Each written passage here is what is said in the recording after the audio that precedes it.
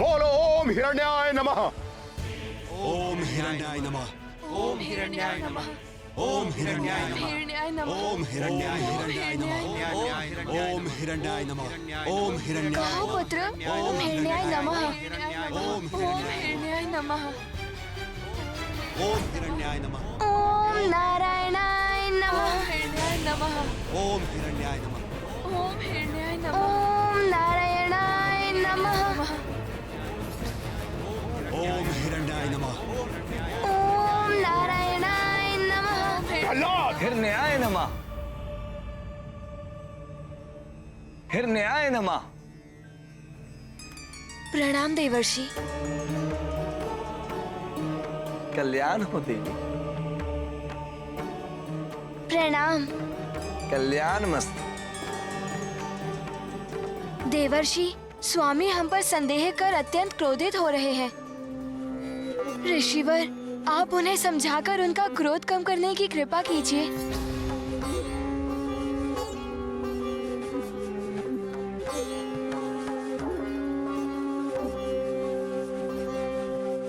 ओम हिरण्याय नमः। ओम हिरण्याय नमः। सावधान देवर्षि, आपकी किसी भी सुझाव की कोई आवश्यकता नहीं है हिरण्यकशिपु को। अवश्य महाराज, सुझाव नहीं दूंगा मैं, मात्र इतना कहूंगा कि आपके पुत्र का कथन सर्वथा सत्य है। स्पष्ट कहिए देवर्षि, क्या अर्थ है आपका? क्या सत्य है उसका कथन में? यही महाराज कि श्री हरि ने ही आकर एक ही समय पर आपकी पत्नी और आपके पुत्र को भोजन कराया।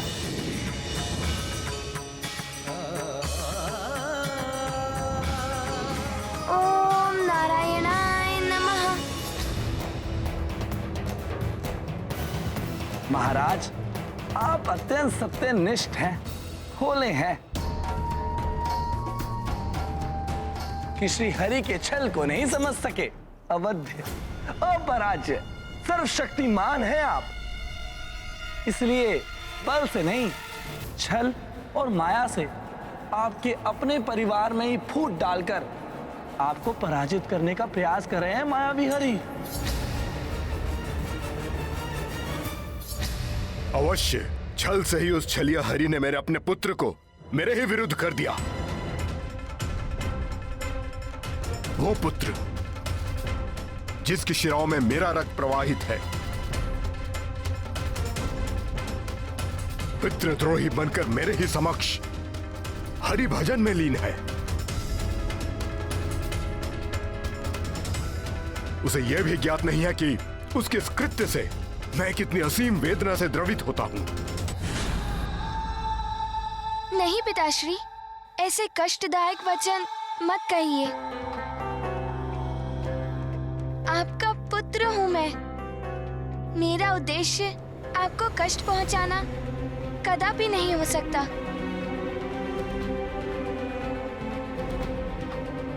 तनिक विचार कीजिए महाराज, इस अबोध बाल बुद्धि में आपके प्रति विषाक्त विचारों ने प्रवेश कैसे किया?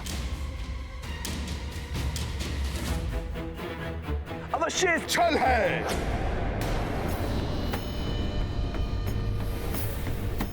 अवश्य छल है उस छलिया हरि का। और छल से श्री हरि आपको पराजित कर रहे हैं दैत्यराज। आपकी उपस्थिति में ही आपके अपने पुत्र द्वारा प्रभु श्री हरि की भक्ति के बालहट आपको प्रजा के उपहास का पात्र भी बना सकता है।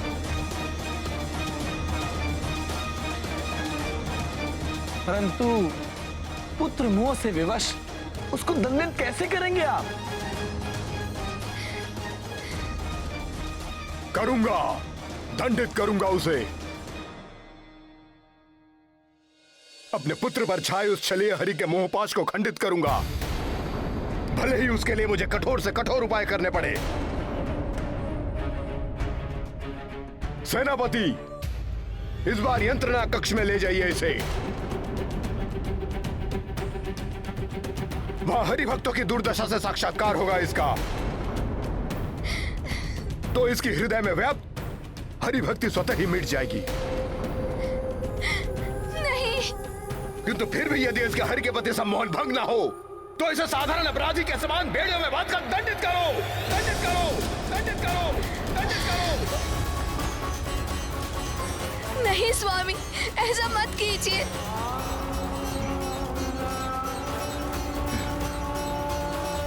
जैसा आप चाहते हैं वैसा ही होगा पिताश्री।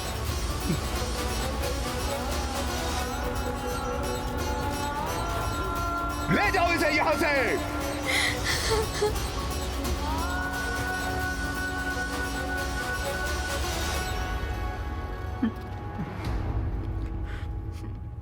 माता, देवर्षि नारद तो स्वयं महाहरि भक्त हैं।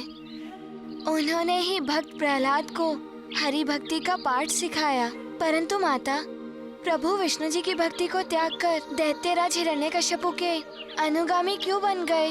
पुत्र, देवर्षि नारद जी अपने नटखट स्वभाव के लिए प्रसिद्ध हैं, परंतु हास परिहास से परिपूर्ण उनकी प्रत्येक युक्ति में जगत कल्याण का कोई उद्देश्य अवश्य निहित होता है, जिसका सुखद परिणाम भविष्य में दिखाई देता है। परंतु माता, देवर्षि ने तो हिरण्यकश्यपु को उकसाया कि वो भक्त प्रहलाद को यातना देकर दंडित करे।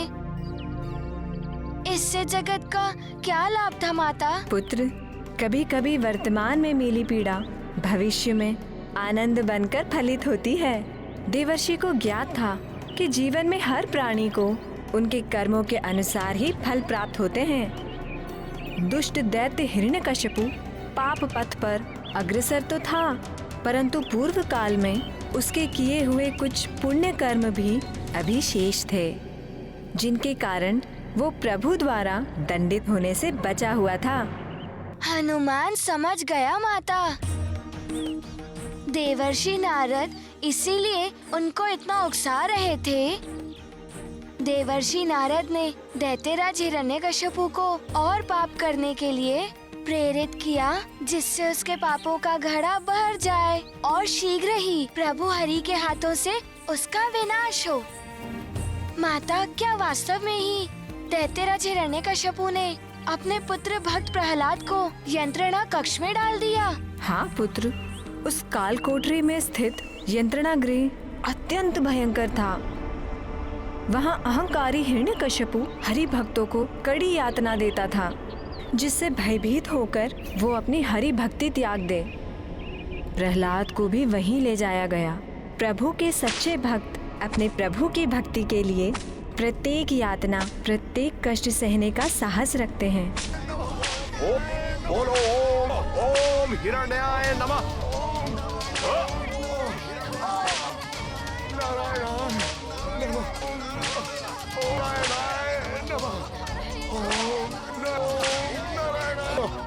जो सत्य है वही बोलूंगा।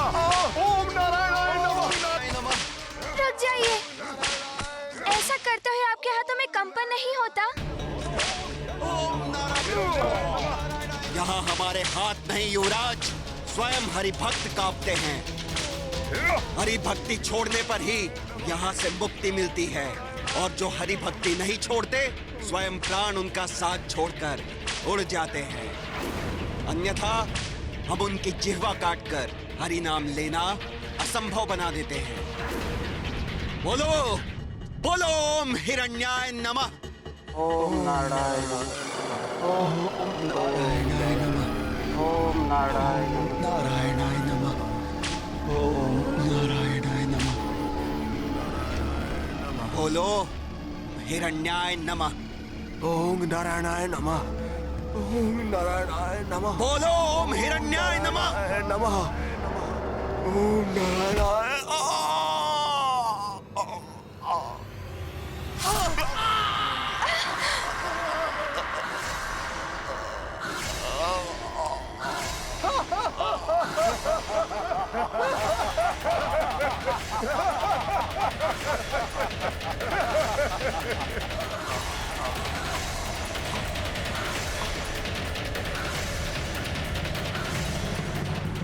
देखा युवराज, यदि आपने हरि नाम लेना नहीं छोड़ा तो आपको भी यही परिणाम भुगतना पड़ेगा। जिभा काट दे मेरी, तो मैं प्रभु का नाम नहीं ले पाऊंगा, परंतु मेरे नेत्र सदैव हरि दर्शन के लिए ही तत्पर रहेंगे। युवराज, उसका उपाय भी है हमारे पास।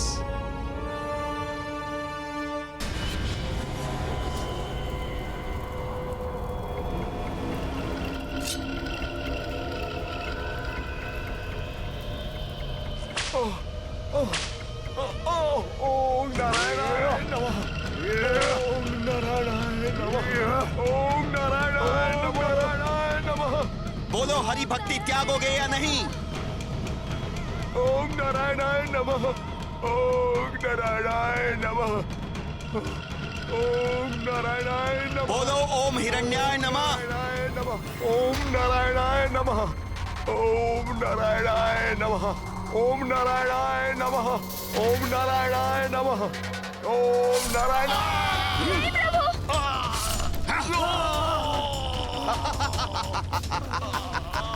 हे प्रभु, अपने भक्तों की रक्षा कीजिए।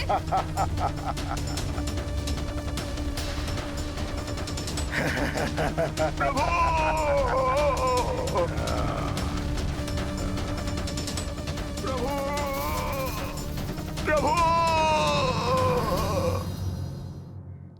हे प्रभु, हे श्री हरि, अपने इन भक्तों की रक्षा कीजिए। रक्षा कीजिए प्रभु, रक्षा कीजिए। यहाँ हरि शब्द का अर्थ है घोर यंत्रणा सहना। इसीलिए युवराज, अपनी जिह्वा पे ये नाम लाकर स्वयं को पीड़ा का भागी मत बनाओ। अभी भी समय है, भूल जाइए हरि को और उसके नाम को।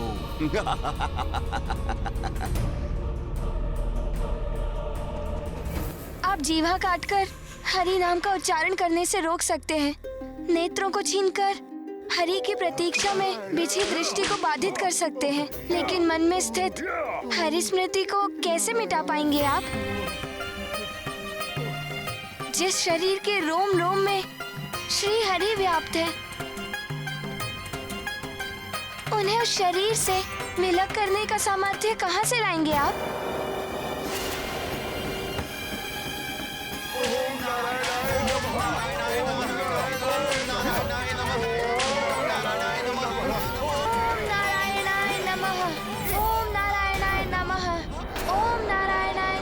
प्रतीत होता है युवराज, तुम्हें भी अन्य हरि भक्तों की भांति पीड़ा देकर हरि के प्रकोप से मुक्त कराना होगा।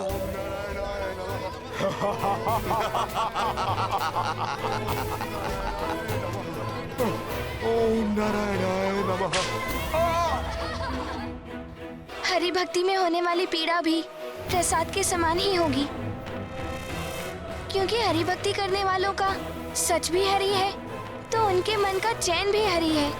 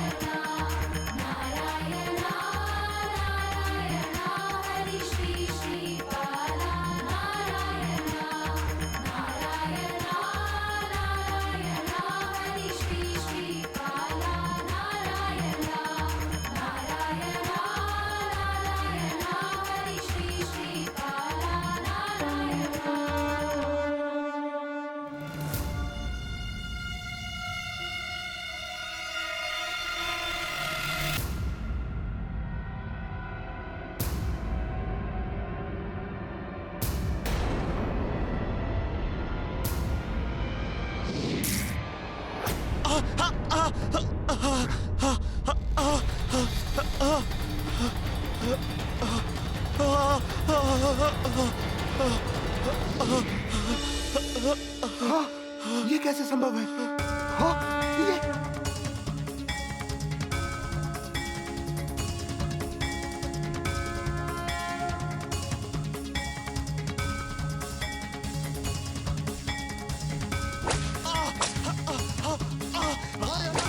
ये कैसे संभव है?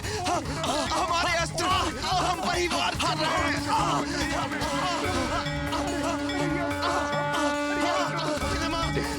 ओम हिरण्याय नमः। हे प्रभु, ओम नारायण नमः। मुझ पे कृपा दृष्टि कर मेरी जीवा लौटा दी है प्रभु आपने। आपकी दया से आपका भक्त ही धन्य हो गया प्रभु।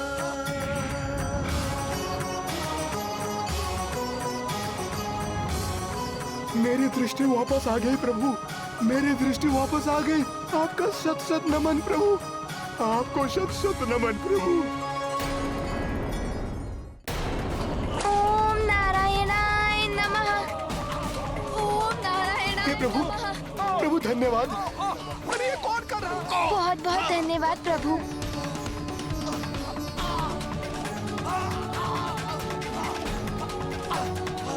ओम नारायणाय नमः।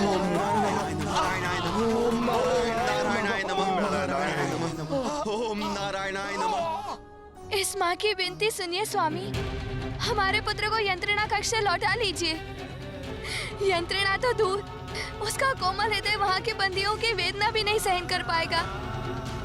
इतने निष्ठुर मत बनिए स्वामी, मेरे पुत्र को इतना कठोर दंड मत दीजिए।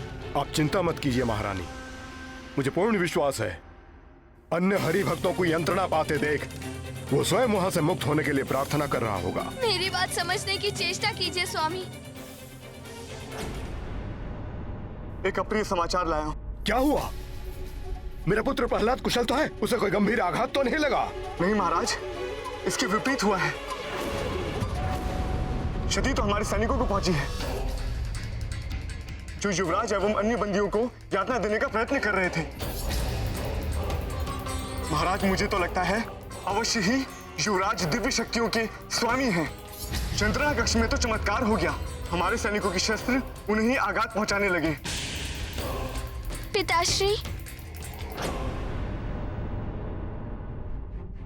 मुझे कोई देवी शक्ति प्राप्त नहीं है। ये चमत्कार तो प्रभु विष्णु का ही है। उन्होंने अपने भक्तों को संकट में देखकर हम सबकी रक्षा की। मेरा पुत्र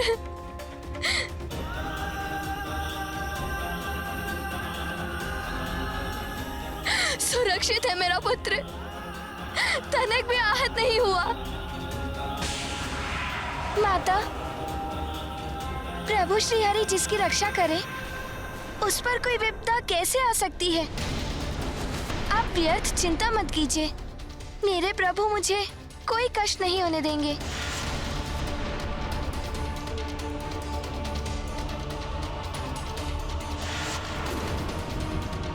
पिताश्री,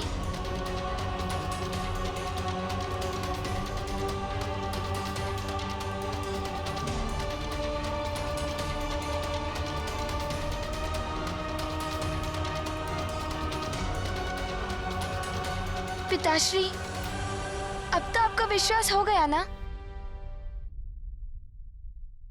कि श्री हरि ही ईश्वर है? सुपुत्र की इच्छा थी मेरी, दुर्भाग्य मेरा कि मुझे ऐसा कुपुत्र मिला जो अपने पिता के शत्रु का नाम भज कर उसकी महिमा का बखान कर रहा है। ईश्वर बुला रहा है उसे। दुष्ट बालक, अपने पिता के लिए तनिक सम्मान, लेश मात्र भी स्नेह नहीं है तुम्हारे मन में? ऐसा मत कहिए पिताश्री, आपसे तो मुझे अपार स्नेह है।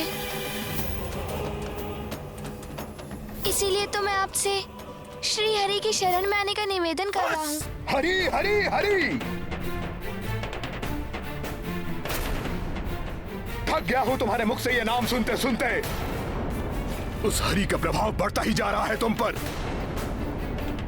और ये मत सोचो कि वो छलिया हरि हर बार अपने दिव्य शक्तियों से तुम्हारी रक्षा करेगा। इस बार मैं ऐसा प्रबंध करूंगा कि तुम उस हरि का नाम भूलने पर विवश हो जाओगे।